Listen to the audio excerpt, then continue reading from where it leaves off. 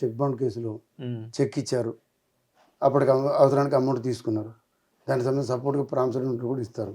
తీసుకున్నప్పుడు బల్ల గణేష్ గారు అయినా సరే చెక్ బౌండ్ కేసులో తప్పనిసరి దానికి శిక్ష ఉంటుంది, 2 సంవత్సరాలు శిక్ష వేయచ్చు, వేసే అవకాశం ఉంటుంది. వాళ్ళ ఫ్యాక్ట్స్ ఆఫ్ ద కేసుని బట్టి కూడా ఉంటుంది. సో తీసుకున్నప్పుడు ఎవరెవరు ఉన్నారు, వాళ్ళ సాక్ష్యాలు ఏం చెప్తారు, వాళ్ళ క్లాసులు ఏం చెప్తారు, ఇవన్నీ డిపెండ్స్ ఆన్ క్లాస్ని బట్టే కేసు డిసైడ్ అవుతుంది సార్. మెయిన్ క్రాస్ ఎగ్జామినేషన్ మీదనే డిపెండ్ అవుతుంది. వాళ్ళ కనుక ఆయన డిపోజిషన్ కరెక్ట్ ఉంటే బలకేసి ఆయన ఎవిడెన్స్ పెట్టకపోవచ్చు, కానీ ఎవరైతే అపోజిట్ కంప్లైంట్ ఎవరైతే చేశారో ఏజీనైనా క్రాస్లో కరెక్ట్ చెప్పగలిగినప్పుడు కోర్టు కరెక్ట్ అర్థమైతే ఆ విషయం కరెక్ట్ నిజాలు చెప్పగలిగినప్పుడు వస్తుంది.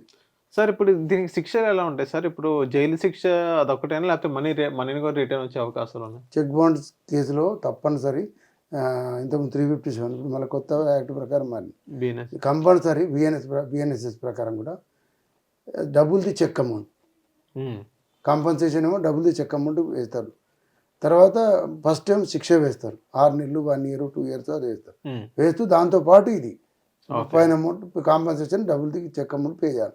In case double the cheque amount pay చేయకపోతే ఇంకో 2 నెలలు, నెల 3 నెలలు అట్లా ఇంక్రీజ్ చేస్తారు, జైలు శిక్ష పెంచడం.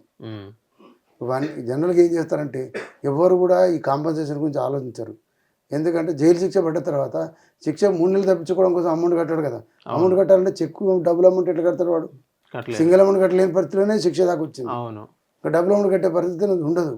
ఇంకా అప్పటికి ఏం చేస్తారంటే పైకోటి పోయి అప్పీల్ చేసుకుంటే అప్పీల్ కోర్టులో 20% డిపాజిట్ చేయమంటారు, చెక్ అమౌంట్లో మినిమం 20% డిపాజిట్ చేయమంటే డిస్క్రిప్షన్ ఆఫ్ ది కోర్ట్, ఎక్కువ కూడా చెప్పచ్చు, తక్కువ కూడా 20 అయితే చెప్తారు, మినిమం 20 అయితే ఎవరైనా చెప్తారు.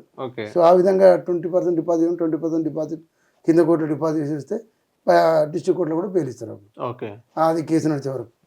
అక్కడ కేసు మళ్ళీ కూడా ప్రూవ్ అయింది అనుకో అయితే కనుక ఆడ మాత్రం కంపల్సరీ జైలుకి పంపిస్తారు, జైలుకి పోయి బెయిల్ తీసుకోవాల్సి వస్తుంది, జైలుకే బెయిల్ తీసుకోవాల్సింది.